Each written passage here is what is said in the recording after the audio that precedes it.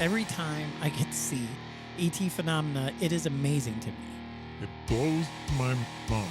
Every time I go out to do contact, which is on a daily basis now, I don't know what to expect.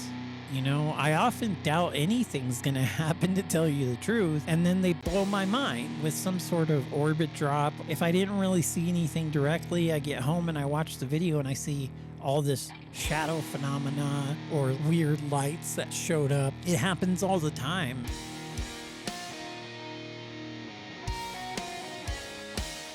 I wanted to take you through what it's like to do ET contact for me. Now, this may not be your experience if you do it or if you're going to do it. I'm going to teach you what I do. The first thing is I got the CE5 contact app that Dr. Greer has made, and I started studying it. I did the remote viewing exercises, and then I started doing the heart meditation. How contact usually goes for me is like this. This is a typical day nowadays. So I start my day, I wake up, and the first thing I usually do telepathically is say hi to my ET family or any kind of ET beings that I'm like actively speaking with, because I'm usually speaking to them all the time nowadays. Then I go and make breakfast. I make breakfast for myself, or I make breakfast for my whole family. Usually it's for my whole family. I always try to go around to everybody and ask when I wake up, do you want me to make you breakfast and all that? I love doing that because it starts my day of service to my family. From there, I'll go eat breakfast, usually somewhere around when I'm starting to figure out what I'm going to do with the rest of my day. I'll hear my ET family say, go outside, or ask me to go outside. Sometimes I'm reluctant to do it because they do so much phenomena for me. I want to give them a break,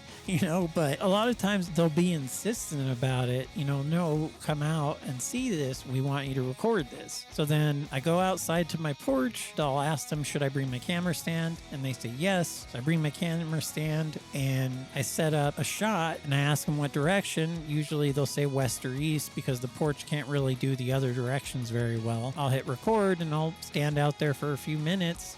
They're usually no longer than about 4 or 5 minutes. They'll do a bunch of phenomena in just like a few minutes time. And sometimes I see it when they're doing it, like the Light Bubble Orb video. I saw the white light bubble orb, but I didn't see the black ones until I was able to zoom in on the frame. So sometimes it's like that, and other times I don't see the phenomena. Actually, most of the time I don't see the phenomena, and I have to see it when I'm looking at the camera because I'm focusing on talking to them. Usually in the daytime ones, I'm just talking to my ET family, trying to work on doing a light bubble orb myself, because they're trying to teach me how to do one myself. I've gotten close to doing it on camera. I just can't seem to bring it into three-dimensional reality very well yet. Not without their help, at least. That's my daytime beginning. I get the phenomena video, and I generally will scrub through it, and I'll take screenshots and a stamp of the time on the screenshot of like wherever they showed up or whatever weird thing shows up. And a lot of times I have to like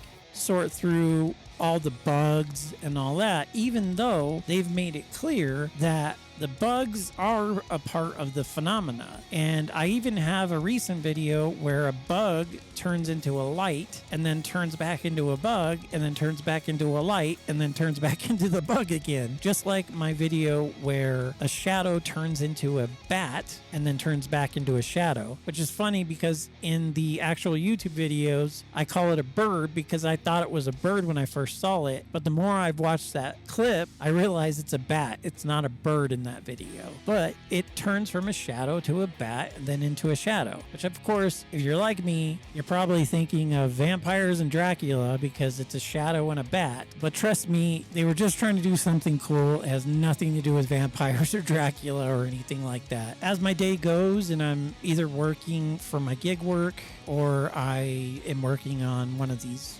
phenomena videos, after I'm scrubbing through and I find all the spots they show up, by the time it's around sunset, it's time to go actually do contact. I actually go out and I make an intentioned effort to make contact with new ET species, and I do it every single night when I walk my dog. It will happen one of two ways every single night. So if I can go during sunset, I will walk my dog and I'll put his harness on. I'll grab my camera stand because I've learned to bring my camera stand because handheld shots over there, they never work out very well, as is proof from the beginning of this video essay. If you've watched the very first video of this video essay, then you know that the very first video I start with is a handheld one, which kind of like goes up and down and all that stuff. I've learned bring my camera stand, I bring my crescent staff, and then a flashlight just in case I have to be there after dark. I go to a place that's near where we live, usually. Sometimes I go to different areas, but usually I go to this one area because it's my favorite area. Because number one, it's the area I saw the orange orb, and number two, it's the area that has the most phenomena, and number three, it has the best vantage point around the area. I can literally film in any direction from that point, and it's at the two electrical towers, and that's why you usually will see one or two of the electrical towers in my phenomena videos, because that's where I mainly go to do the sunset phenomena. And the sunset phenomena is the best one because that's usually the videos where they do the most. It is because it's actually one of the safest times for them. I don't know what it is, but something about sunset, it just seems to be a lot safer for them. They have to find times that it's more optimal and safe for them to appear in some way. Because you got to keep in mind, they got to show up enough that my camera can pick it up. That's why sometimes the orbs are really faint. They're still trying to balance out the fact that this is a truly risky mission for them. And that's something that I always keep in mind when I go do contact.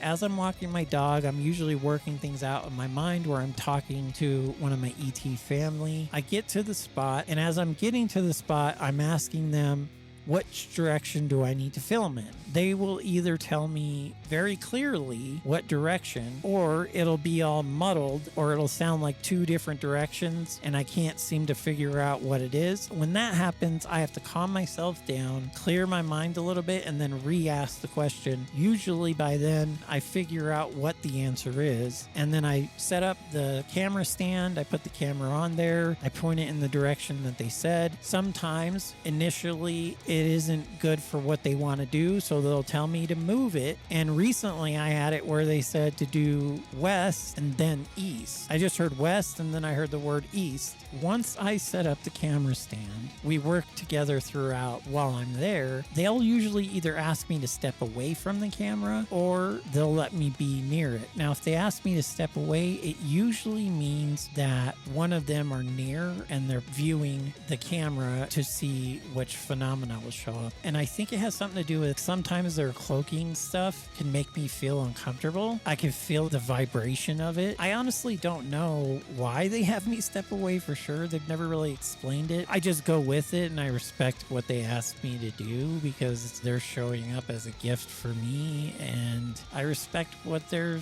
saying. So I'll move and that's when I start meditating. I do a invocation I learned from the Emerald Tablets of Thoth the Atlantean, which I highly recommend studying. Because first of all, if you study the Emerald Tablets of Thoth, you'll find out that George Lucas took Yoda's speech from the Emerald Tablets of Thoth. And when I do this invocation, you'll see what I mean.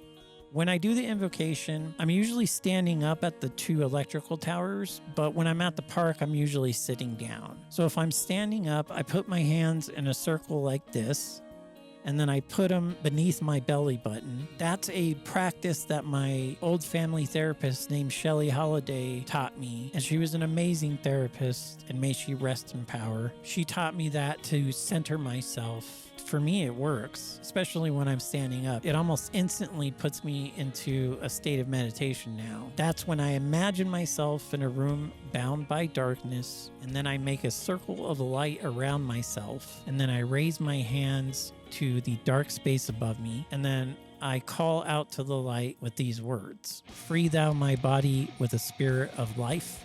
Free thou my body with the spirit of light. Come to me from the flower that shines through the darkness. Come to me from the halls where the seven lords rule. Name them by name I, the seven, 3, 4, 5, and 6, 7, 8, 9. By their names I call them to aid me, free me, and save me from the darkness of night. And then you say, Untanas, Huertas, Chito, and Guayana, Huerto, Sembeda, Ordal. By their names, I implore you, five me from darkness and fill me with light. And that's the whole invocation. Now, the reason I say that at every meditation I do for ET contact is because the first time I did it, it worked. It took my chaotic mind that usually had 3 negative voices picking at me, arguing with myself, and it made it into one prominent voice. So it quieted my mind down, quite literally unifying me.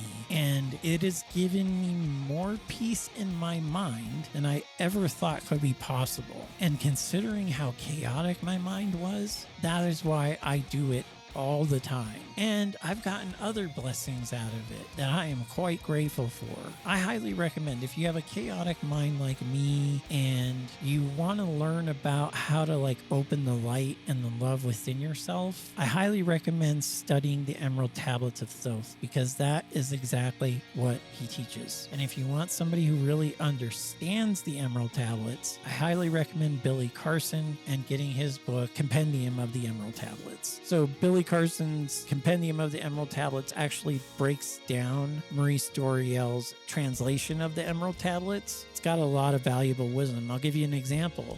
It even has a way of curing intrusive thoughts. I'll tell you how easy it is. All you have to do is imagine a rhythm that is offbeat and weird and as random as you possibly can, and imagine vibrating out of the center of your head in that weird offbeat random rhythm. As soon as you catch on to that imagination, then you imagine a steady beat and the same kind of vibration centering from your head. Not only does it work well on the intrusive thought itself, it actually has this time period afterwards where nothing can get in.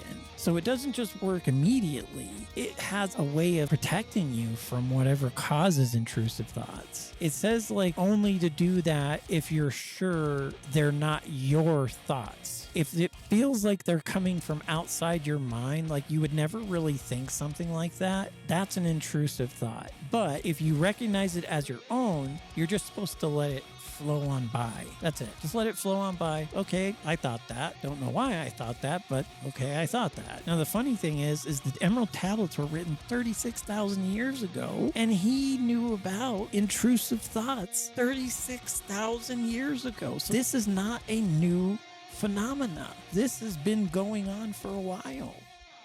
So once I finish the invocation from the Emerald Tablets of Thoth, I move on to the heart meditation from the CE5 Contact app. Now, the heart meditation is fairly simple to do. You just have to imagine you're in a lush green valley and that colorful wildflower meadows are in bloom. That's what I do. And I try to imagine all the colors of the wildflower meadows, all the colors of the trees. I'll often put a rainbow going from one side of the valley into the other, and I will put a creek running to the right of me and curving in front of me. I'll do whatever I can to immerse myself into the peace and love and everything in that valley. And then I imagine a moment from my life that either makes me really happy or makes me feel really loving and tender. And for me, I have several moments of my life to draw upon, including stuff with my ET family and all that. And so I imagine whatever memory in the moment I can connect to that will help me feel the most loving in the moment. Once I imagine this loving moment from my memories and I connect to it, I start expanding my light and my love